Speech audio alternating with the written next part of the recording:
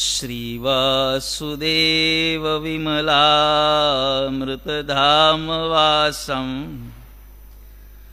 नारायणं नरकतारणनामधेयं श्यामं सितं द्विभुजमेव चतुर्भुजं च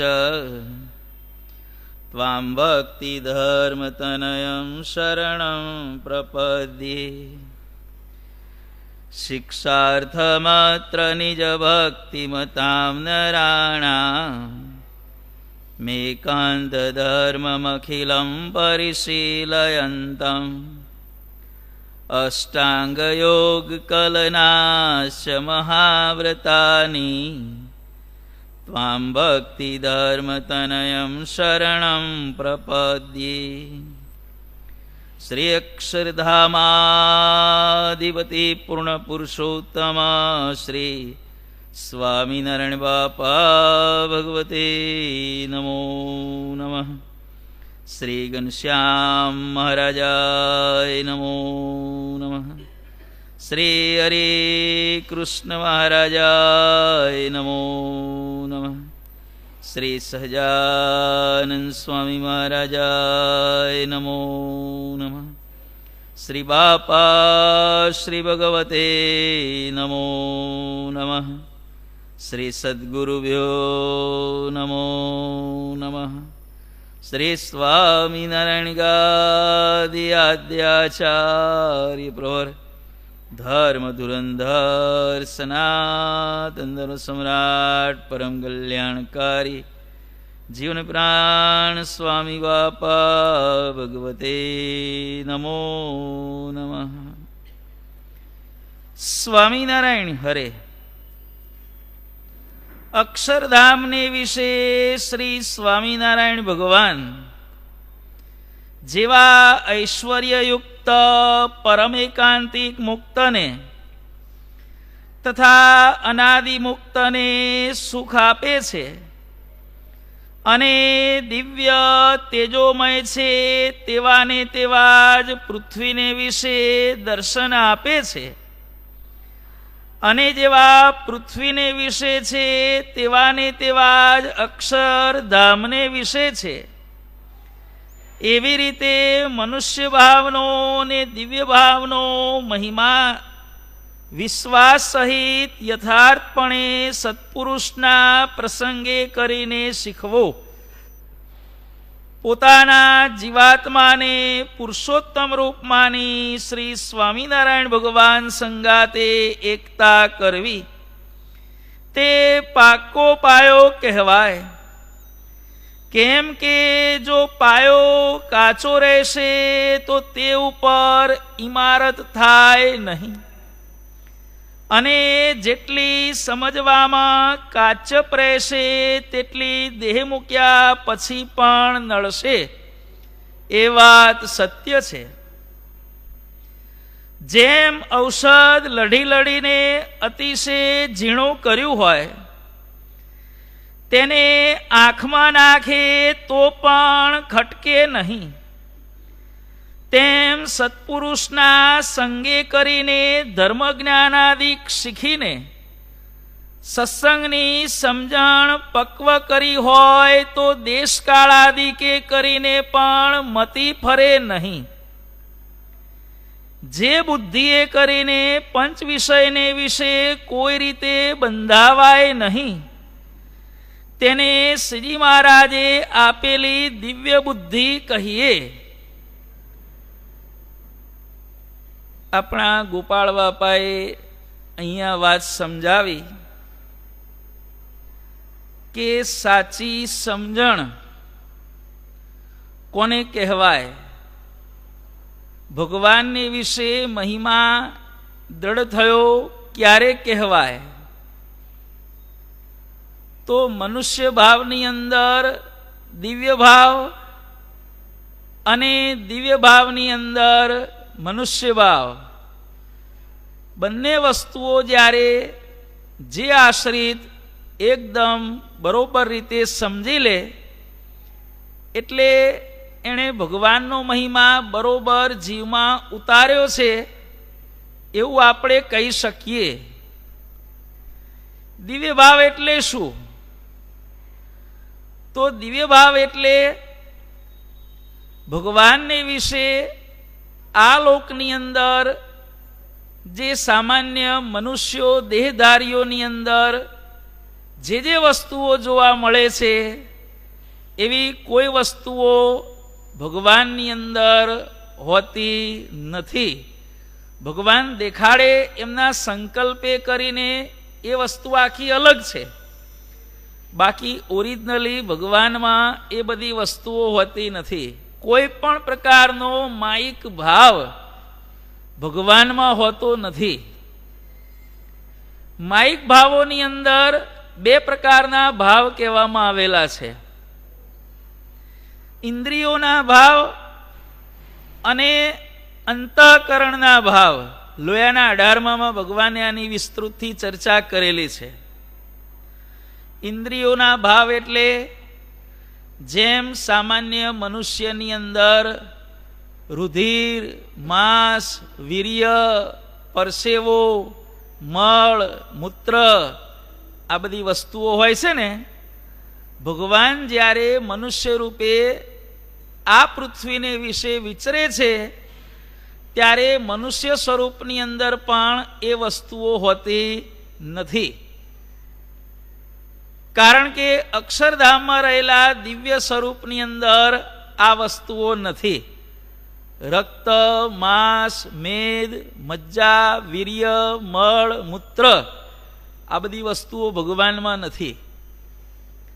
જે બધી શરીરની અંદર સિસ્ટમો જોવા મળે છે એવી સિસ્ટમો પણ ભગવાનની અંદર હોતી નથી. ભગવાન કેવા છે? દિવ્ય મૂર્તિ છે. અને આ લોકની અંદર જોવા મળતી કોઈ પણ વસ્તુ ભગવાનની મૂર્તિમાં નહીં હોવાને કારણે ભગવાન કેવા છે? અજર અને અમર કહેવામાં આવ્યા છે. શા માટે? કારણ કે મૃત્યુનું કારણ કોણ છે? જે જીવાડે એ મારે.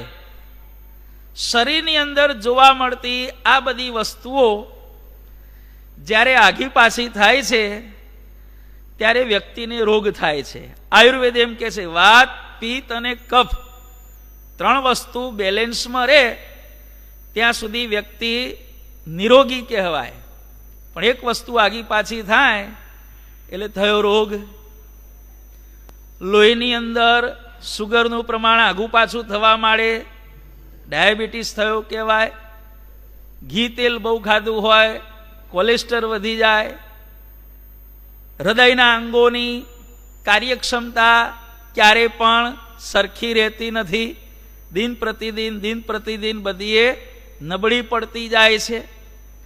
જો ભગવાનની અંદર આ માયાના જીવોની અંદર દેહધારીઓની અંદર જે વસ્તુઓ જોવા મળે છે એ વસ્તુઓ ભગવાનની અંદર પણ જો હોય તો લાંબા ગાળે ભગવાનને પણ આવી તકલીફો થવી જોઈએ. જો હોય તો, પણ નથી. અને દેહધારીઓની અંદર જોવા મળતી કોઈ પણ વસ્તુ ભગવાનમાં ન હોવાને કારણે ભગવાનને ક્યારેય રોગ થતો નથી. અને એટલા માટે આપણે સંપ્રદાયની પરિભાષામાં કહીએ છીએ કે ભગવાન અને મોટાએ મંદવાળને સેવામાં રાખ્યો. ભગવાનને મોટા બીમાર પડ્યા એમ ન કહેવાય, મંદવાળને સેવામાં રાખ્યો. કારણ કે દિવ્ય મૂર્તિ છે, રોગ થતો નથી. રોગ થતો નથી અર્થાત કાયમ માટે ભગવાન નવીન કિશોર રહે છે. શરીરમાં જોવા મળતી બધી વસ્તુ અંદર હોય તો લાંબા ગાળે ભગવાનમાં પણ ગડપણ આવે. ભલે થોડું મોડું આવે, ભગવાન મોટા છે, થોડું મોડું આવે, પણ ભગવાનની સામર્થ્યમાં બિલકુલ ફેરફાર થતો નથી. કેમ? ભગવાન દિવ્ય મૂર્તિ છે. ભગવાન એમની સામર્થ્ય બિલકુલ ઘટતી નથી. એટલા માટે ભગવાનને કહેવામાં આવે છે અજર. અજર, જરા એટલે વૃદ્ધાવસ્થા, અને અજરા એટલે કે જેને વૃદ્ધાવસ્થા નથી તે. વૃદ્ધાવસ્થાની વ્યાખ્યા શું? કાર્યક્ષમતા ઓછી થાય એને કહેવાય વૃદ્ધાવસ્થા. આપણે કોઈ પણ કામ કરતા હોઈએ, 40, 50, 60 વર્ષ સુધી કામ કર્યું અને પછી શક્તિ ઓછી થાય એટલે આપણા પાછળના બધા જુવાનિયા હોય એ તરત આપણને કહે કે બુઢા ડોહા હવે બધું મૂકો, કે હવે તમે ગયડા થઈ ગયા, કે ક્યાં સુધી બધું ઢેડ ઢેડ કરશો, કેમ આમ કીધું? 5 વર્ષે ના કીધું, 10 વર્ષે ના કીધું, 20 વર્ષે ના કીધું, અને 60, 65 કે 70 વર્ષની ઉંમરે બધા કેમ આવું આપણને કહેવા માંડ્યા? કારણ કે આપણી કાર્યક્ષમતા શરીરની, લોકમાં કહે છે ને 20 વર્ષે હોય એવું 30 વર્ષે ના હોય.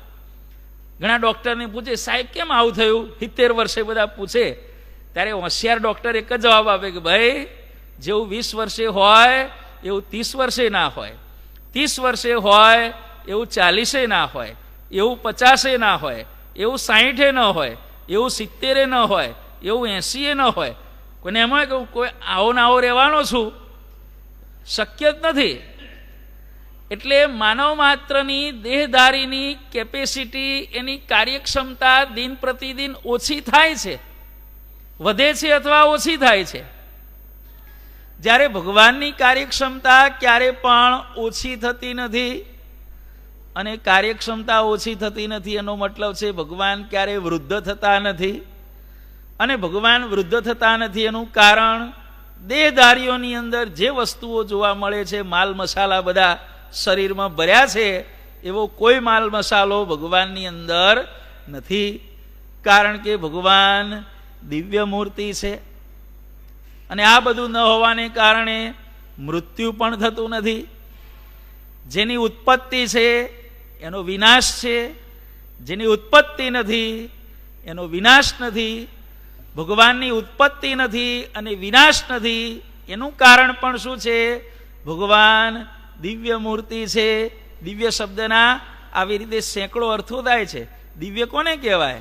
તો જેટલી માયામાં વસ્તુઓ રહેલી છે એનાથી ઓપોઝિટમાં, વિરુદ્ધમાં રહેલી વસ્તુઓ એ બધી દિવ્ય કહેવાય.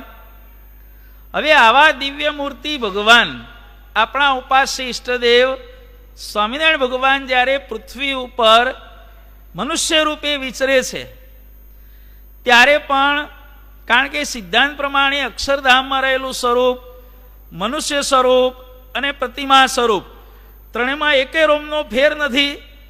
એમાં આપણે સાંભળ્યું છે, કહીએ છીએ, બોલીએ છીએ, સમજીએ છીએ, અને છેલ્લે વસ્તુ છે એમ જ.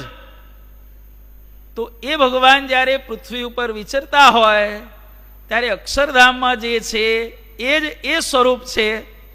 તો એમાં પણ કોઈ પણ પ્રકારનો આવો દેહધારીઓમાં જોવા મળતો ઇન્દ્રિયોનો ભાવ પણ ભગવાનની અંદર હોય નહીં. સદગુરુ બાપાએ, જેમ સાંઈ બાપાએ આજે આપણને આશીર્વાદ વાત કરી તેમ, કે ભાઈ સદગુરુ બાપાને છેલ્લી અવસ્થામાં ચરણમાં ખરજવું થયું હતું, પાટો બાંધ્યો હતો. અને જ્યારે સાંઈ બાપાને દર્શન આપ્યા કળીધામની અંદર, ત્યારે સદગુરુ બાપાએ શું કર્યું? પોતાનો હાથ ખાલી પોતાના ચરણ ઉપર ફેરવ્યો અને પાટો થઈ ગયો અદ્રશ્ય. કેમ પાટો? લ્યો હાલો, તમે પાટો બંધાયો ને ખાલી હાથ ફેરવો, હાલો બધું જતું રહે. છે તાકાત? નથી. કારણ કે આપણે દેહધારી છીએ. હાથ ફેરવાથી એમ જતું રહે? જતું રહે. ભગવાનને, ભગવાનના સત્પુરુષો આ કરી શકે, આપણે ન કરી શકીએ. પાટો બાંધ્યો આમાં હાથ ફેરવો ને પાટો આગો પાછો થઈ જાય તો ઉપરથી જે માંડ માંડ અટક્યું હોય એ પણ બહાર નીકળવા માંડે, ડેમેજ થઈ જાય બધું. એમ હાથ ફેરવવાથી ન થાય. પણ ભગવાન અને સત્પુરુષોની વાત આખી નિરાલી છે. એટલે વસ્તુસ્થિતિ એમ છે કે દેહધારીઓમાં જોવા મળતી કોઈ વસ્તુ ભગવાન અને મોટામાં હોતી નથી. ત્યારે કહે છે કે દેખાડે તે શું? દેખાડે છે એ એમની લીલા છે. આપણને બધાને સેવાનો લાભ મળે એટલા માટે ભગવાનની આ બધી લીલાઓ છે. હવે આવી દિવ્ય ભાવની બહુ વાતો સાંભળી વિચાર્યમ ચ પુનઃ પુનઃ આલોડ્ય સર્વ વાર્તાણી, આવી બધી વાર્તાઓ સાંભળી અને પછી આપણે વારંવાર વિચાર કરીએ ભગવાન દિવ્ય મૂર્તિ છે ને, ભગવાન તો આવા છે ને, ભગવાનમાં તો કશું હોય નહીં ને, આમ છે ને તેમ છે ને, ऐसा वैसा तैसा कैसा जैसा બધું આપણે વિચાર કરીએ. અને પછી જ્યારે ભગવાનને મોટા આલોકમાં દર્શન આપતા હોય અને બીમાર પડે, એટલે કે મંદવાડને સેવામાં રાખે ત્યારે આપણે એમ કહીએ, ઓ એવું કશું ના હોય, એ તો દિવ્ય મૂર્તિ છે. ભલે વેદનાનો ભાવ દેખાડે, તાવ આવ્યો હોય, માથું ચડી ગયું, એકદમ જાણે કે આમ થયું હોય. સાંઈ બાપા કહેતા ને કે ભાઈ હાર્ટ એટેક આવે ત્યારે કેવું થાય, દુનિયાના સૌથી મોટામાં મોટા 2 દુખાવા સાંઈ બાપા કે મેં મારી લાઈફની અંદર સહન કરેલા છે. સૌથી પહેલો નંબરનો દુખાવો હાર્ટ એટેકનો અને બીજા નંબરનો દુખાવો પથરીનો. બાપાએ 2 દુઃખ સહન કર્યા. બાપા કહેતા હાર્ટ એટેક આવે ત્યારે કેવું થાય ખબર છે? આપણા શરીર ઉપર 5 થી 7 માણસો ચડી બેઠા હોય, દબાવીને બરોબર, 100 કિલોના માણસો આપણી ઉપર ચડી બેઠા હોય, અને પછી એક માણસ આપણા હૃદયની અંદર આ દિવાલ તોડવાની ડ્રીલ આવે છે ને, જાડી, એ ડ્રીલ હૃદયમાં મારે અને આપણને કેવું થાય? બસ એવી વેદના હાર્ટ એટેક વખતે થાય. આ સાંઈ બાપાના શબ્દો છે. અને પથરી, ભલે કોઈને નાચતા ન આવડતું હોય, પણ ન નાચતા આવડતું હોય એવાને પણ સતત ડાન્સ કરાવે. આ પથરીનો દુખાવો છે. એટલે બાપાએ જ્યારે આ મંદવાડ ધારણ કર્યા અને બાપાએ પોતે ખુદ વર્ણન કર્યું, એટલે અનુભવ તો બાપાએ જે હતો એ કીધો, પણ પછી આપણે માની લઈએ કે અમને કશું હોય નહીં, આ તો દિવ્ય મૂર્તિ છે, આ તો જે કંઈ દેખાડે છે એ બધી લીલા છે, એમને કશી કંઈ દવા કરવાની જરૂર નથી, એ તો સંકલ્પે કરીને મંદવાડ બોલાયો છે, તો સંકલ્પે કરીને બધું મટી જશે, આપણે કોઈ જાતની ચિંતા ન કરશો, આપણે તો બસ આપણી હવની મસ્તીમાં રહો. આવું કરાય કોઈ દિવસે ભાઈ? મનુષ્ય સ્વરૂપની વાત થઈ, પ્રતિમા સ્વરૂપે ભગવાન બિરાજમાન હોય અને પછી આપણે કહીએ કે એમને જમાડવા, દાંતણ કરાવવું, કે પછી બીજી સેવા, મચ્છરદાની કે પંખો કે એની કાંઈ જરૂર નથી. એ તો દિવ્ય મૂર્તિ છે. કારણ કે ભગવાનને મચ્છરદાની શું કરવા નાખવાની? કે ઉપરથી જે મચ્છરને મહારાજની મૂર્તિનો સ્પર્શ થશે એનું કલ્યાણ થશે. બેહવા દો કે ઘણા મહિમાની આડમાં આવું બોલતા હોય, મચ્છરદાની નાખો તો મચ્છરને ભગવાનના સ્પર્શનો લાભ મળે નહીં, એમ કરીને હવ કરીને બધું જવા દે. ચાલે ભાઈ? એટલે બધી વસ્તુ સમજવી પડે. દિવ્ય ભાવની અંદર મનુષ્ય ભાવ પણ સમજવો પડે કે ભાઈ દિવ્ય ભાવ, દિવ્ય મૂર્તિ એટલે બધું પછી આપણે એકદમ બેદરકારી ભર્યા સમજણવાળા થઈ જઈએ એ પણ બરોબર નહીં. અને મનુષ્ય ભાવ દેખાડતા હોય અને એ સમયે આપણને એમ થાય કે જેમ બધાને થાય છે એમાં અમને થાય જ છે ને, કે ઉંમર થઈ, આ થયું તે થયું, બધાને થાય છે, તો માણસમાં ને આમનામાં શું વિશેષતા? એ તો સમય આવે ભગવાન દેખાડે ત્યારે ખબર પડે. પણ મનુષ્યના જેવી લૌકિક સ્થિતિ જોઈ અને આપણે એમને બીજા મનુષ્યના જેવા જાણીએ, દિવ્ય મૂર્તિ જેવા આપણે ન સમજીએ, એ પણ મોટામાં મોટી ખોટ છે. એટલે ભગવાન દિવ્ય મૂર્તિ છે, છતાં પણ એમાં આપણે થોડો ઘણો સેવા, લાગણી બધું બતાવવા માટે મનુષ્ય ભાવ પણ આપણે થોડોક સમજવો જોઈએ. અને મનુષ્ય ભાવ દેખાડતા હોય તો પણ એની અંદર આપણે દિવ્ય ભાવ પણ સમજવો જોઈએ. અને આ બંને પ્રકારની સમજણ એક સાથે રાખવીને એ કામ કેટલું કાઠું છે. 2 ઘોડા ઉપર સવારી કરવી, 2 ઘોડા બાજુમાં ચાલ્યા જતા હોય અને એક ઘોડા ઉપર એક પગ રાખવાનો, બીજા ઘોડા ઉપર બીજો પગ રાખવાનો, અને માઇલોના માઇલો સુધી આવી રીતે અખંડ મુસાફરી કરવાની અને પડવાનું નહીં. કામ કેટલું કાઠું છે. આ બંને પ્રકારની સમજણ એકી સાથે રાખવી એ કામ પણ 2 ઘોડા ઉપર સવારી કરવા જેટલું કાઠું કામ છે. અને આવી સમજણ ક્યારે આવે છે? ગોપાળ બાપા એ પણ કહે છે કે આવી સાચી સમજણ આવે છે સત્પુરુષના સંગે કરીને, ક્યારે પણ પોતાની માયિક બુદ્ધિએ કરીને કે શાસ્ત્રના અભ્યાસથી કે બીજા કોઈ ઉપાયથી આવી સાચી સમજણ આવતી નથી. સત્પુરુષના સંગે કરીને, અને પણ એક દાડામાં નથી આવતી. હા, કોઈ પાત્ર હોય, બાપાની વાતોમાં વાત આવે છે ને કે ભાઈ એક હરિભક્તને વર્તમાન ધરાવવામાં આવ્યા અને તરત જ એને મૂર્તિ દેખાવા માંડી. હા, કોઈ પૂર્વના સંસ્કારી હોય અને થોડુંક અધૂરું બાકી હોય ને એને જલ્દી મૂર્તિમાં લક્ષ થાય, એ વસ્તુ આખી અલગ છે. પણ કોમનલી નિયમ શું છે કે ઘણા દિવસો સુધી ગુણાતીતાનંદ સ્વામી એમની વાતોમાં કહે છે, એક ભક્તે એમને પ્રશ્ન પૂછ્યો, નવા નવા સત્સંગમાં આવેલા, અને ગુણાતીતાનંદ સ્વામીને કહેવા માંડ્યા કે સ્વામી, કથામાં બેહું છું પણ અંતરમાં શાંતિ થતી નથી. ત્યારે ગુણાતીતાનંદ સ્વામીએ કીધું કે ભાઈ, કે સત્સંગમાં શાંતિ ક્યારે થાય એની આખી પ્રક્રિયા છે. સ્વામી કહે છે કે 1,00,000 મણ લોઢાનો ગોળો હોય અને એકદમ લાલચોળ થયેલો હોય, તપાવીને બરોબર એકદમ ગરમ કરેલો હોય, અને એના ઉપર આપણે 2-4 પાણીના છાંટા કે આમ અંજલી ભરીને પાણી છાંટીએ તો ગોળો ઠંડો થાય નહીં.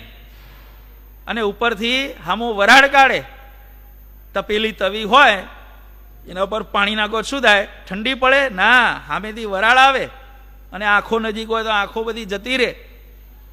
એટલે સત્સંગમાં નવો નવો જીવ આવ્યો હોય માયાનો, અનાદિકાલતઃ જીવ માયા પરિવેષ્ટિત, અનાદિકાળનો માયામાં તપેલો જીવ સત્સંગમાં આવ્યો છે. 1,00,000 મણ લોઢાનો ગોળો છે અને તપેલો છે, એને ઠંડો પાડવો હોય તો શું કરવું જોઈએ? તો સ્વામી કહે છે કે એને દરિયામાં નાખવો જોઈએ. અને દરિયામાં નાખ્યા પછી મોટા મોટા 25 ફૂટ 30 ફૂટ 50 ફૂટના મોટા મોટા મોજા ઉછળતા હોય, અને 6 મહિના સુધી 12 મહિના સુધી આવી રીતે સમુદ્રમાં ગોળો પડ્યો રહે, ત્યારે એ ગોળો સ્પર્શ કરવાને લાયક થાય. એમ નવા નવા સત્સંગમાં આવવાથી તત્કાલ અંતરમાં ટાળું થાય નહીં, વાર લાગે, દરેક વસ્તુની વાર લાગે. ગોટલો વાયો એટલે શું તરત કેરી આપણને મળી જાય છે? કે દૂધની અંદર મેરવણનો છાંટો નાખ્યો એટલે શું તરત આપણને દહીં મળી જાય છે? ઘંટીમાં ઘઉં નાખ્યા એટલે સીધો લોટ બહાર નીકળે છે? વાર લાગે, 10 મિનિટ 15 મિનિટ. અહીંયા માલ નાખ્યો હોય ત્યાં પોતા પોતા ટાઈમ તો લાગે છે ને. અહીંથી કચ્છમાં જવું હોય તો સ્વિચ પાડો પહોંચી જવાય? ટાઈમ લાગે. દરેક વસ્તુ એનો સમય લેતી હોય છે. સત્પુરુષના સંગે કરીને આજીવન પર્યંત એમનો જોગ સમાગમ કરી અને સાચી સત્સંગની સમજણ કેળવી શકાય છે. અને સાચી સમજણ કેળવી ક્યારે કહેવાય? જ્યારે માઇક પંચ વિષયમાં આપણી બુદ્ધિ ક્યારે પણ લોભાય નહીં. ત્યારે સમજવું કે સત્સંગે કરીને આપણે જે સમજવું જોઈએ એ વસ્તુ આપણે યથાર્થ રીતે સમજ્યા છીએ. સ્વામિનારાયણ હરે. સદગુરુ શ્રી નિષ્કુળાનંદ સ્વામી ભગવાનની સ્મૃતિપૂર્વક મંગલાચરણ કરે છે. સ્વામિનારાયણ હરે. ઉદાર પર ઉપકારી અતિ, વળી સર્વના સુખધામ, દીનબંધુ દયાળુ દલના, પરમાર્થી પૂરણ કામ. જે જન તમને આશર્યા, હર્યા તેના ત્રિવિધિ તાપ, કાળ કર્મ માયાથી મુકાવી, આપ્યું સુખય માપ. પીડે નહીં પંચ વિષય તેને, જે શરણ તમારું આવી ગ્રહે, કામ ક્રોધ લોભ મોહાદી, અધર્મ ઓર માનવ રહે. સદગુરુ શ્રી નિષ્કુળાનંદ સ્વામી મંગલાચરણમાં આપણને સમજાવે છે ભગવાન કેવા છે. તો ભગવાન મહાધીર, અત્યંત ધીરજવાળા છે. ભગવાનની ધીરજ કેટલી છે? એક પ્રતિમા સ્વરૂપનો વ્યવહાર જોઈ અને આપણે નક્કી કરી શકીએ કે ભગવાનમાં ધીરજ કેટલી છે. અત્યારે પણ ભગવાન ધીરજ દેખાડે છે. કોઈ ઉઠાડે ત્યારે ઉઠવાનું. હવે દરેક વસ્તુ બોલાય ને આપણા સ્વભાવ જોડે તમે કમ્પેર કરતા જજો. આપણા સ્વભાવ નહીં, ભંગાર સ્વભાવ જોડે કમ્પેર કરતા જજો. કોઈ ઉઠાડે ત્યારે ઉઠવાનું. બોલો હાલો, છે તાકાત કોઈની? હે, તમને કોઈ હવારે ઉઠાડે તો જ ઉઠવાનું. કેટલી વાર? અને ઉઠાડે એટલે તરત ઉઠી જવાનું, ગરમ નહીં થવાનું કોઈના ઉપર.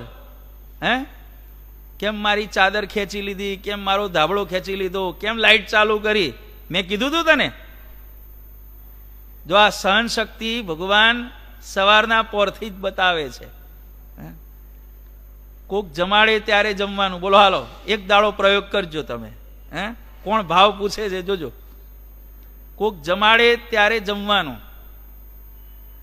છાનામાના જમી લેવાનું. જે જમાડે, હે, આજે પૂરી કેમ કરી, આજે રોટલી કે, બોલવાનું જ નહીં. બોલ્યા ભગવાન.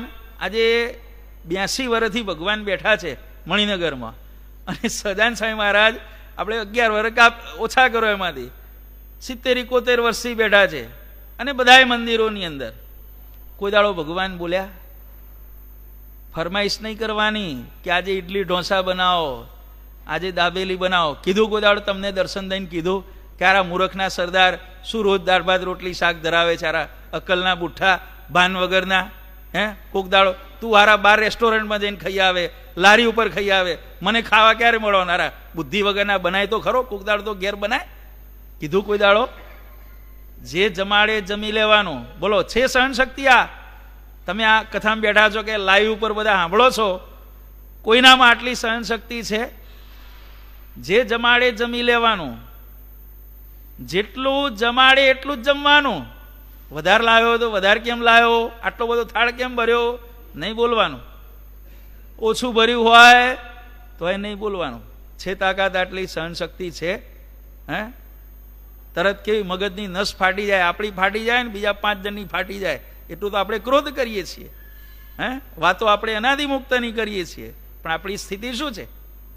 બોલવાનું જ નહીં. કોક પાણી પીવરાવે ત્યારે પાણી પીવાનું.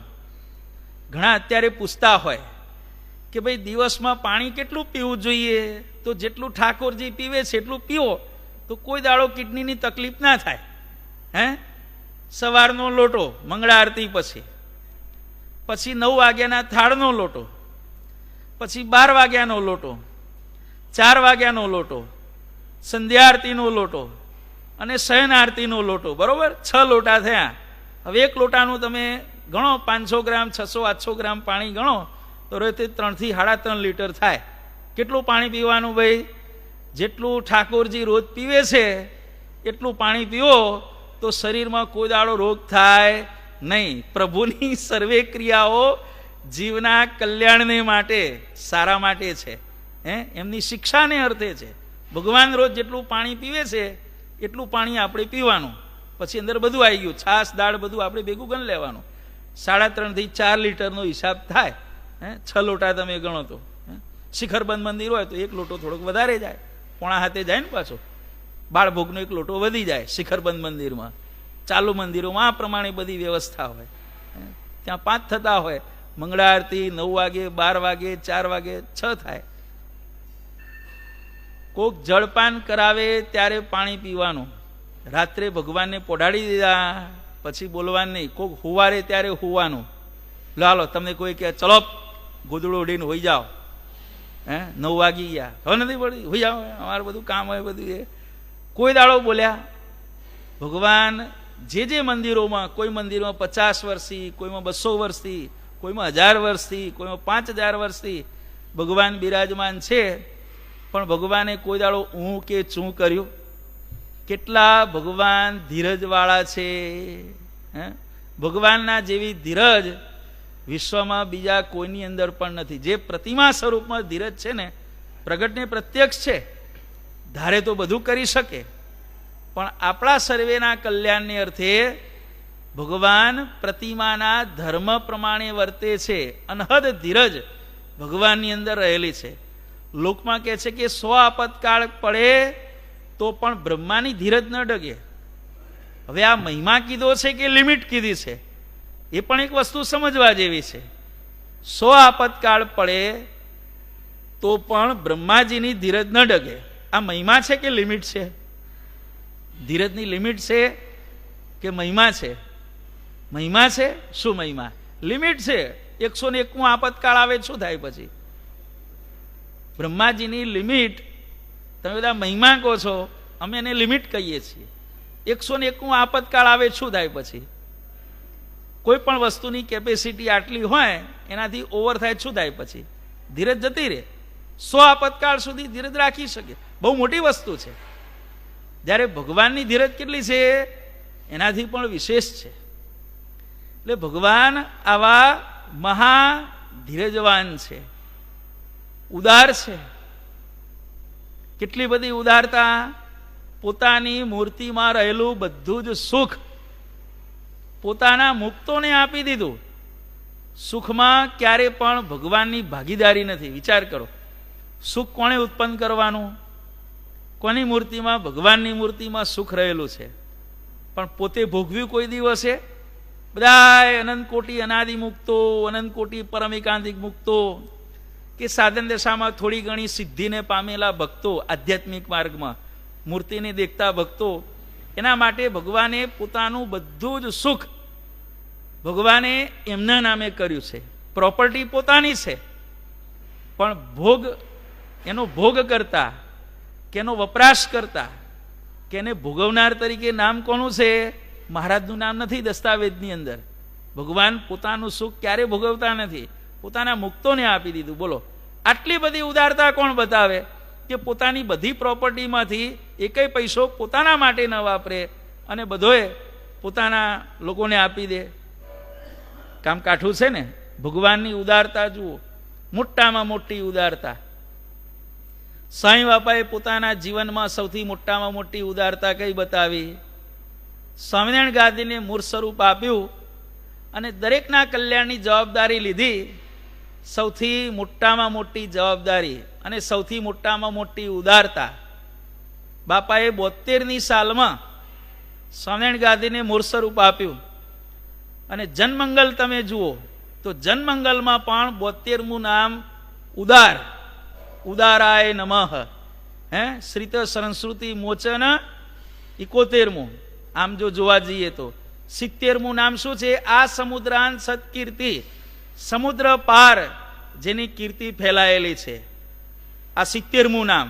બાપાએ 70ની સાલમાં આંતરરાષ્ટ્રીય સંસ્કાર યાત્રા કરી. શ્રીત આ સમુદ્રાંત સત્કીર્તિ 70મું નામ છે. અને 70ની સાલમાં બાપે આંતરરાષ્ટ્રીય સંસ્કાર યાત્રા કરી. 71મું નામ છે શ્રીત સંસ્કૃતિ મોચન. આશ્રિતોને જન્મ મરણથી રહિત કરવા માટે સાંઈ બાપા 71ની સાલમાં 61 દિવસના ધ્યાનમાં બેઠા. શ્રીત સંસ્કૃતિ મોચન 71મું નામ છે. 72મું નામ છે. કયું 72મું નામ? ઉદાર.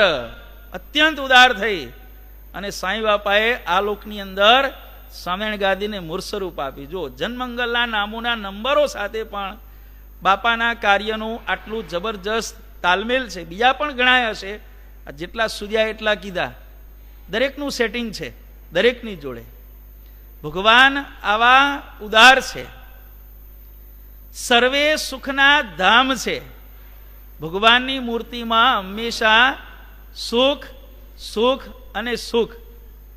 ભૂતકાળમાં પણ ખરું, વર્તમાનમાં ખરું અને ભવિષ્યમાં પણ ખરું. આવા ભગવાન મહાસુખમય મૂર્તિ, દીનબંધુ, દીન દયાળુ, પરમાર્થી અને પૂર્ણ કામ ભગવાનને કહેવામાં આવેલા છે. બોલો અક્ષરધામના અધિપતિ સ્વામી.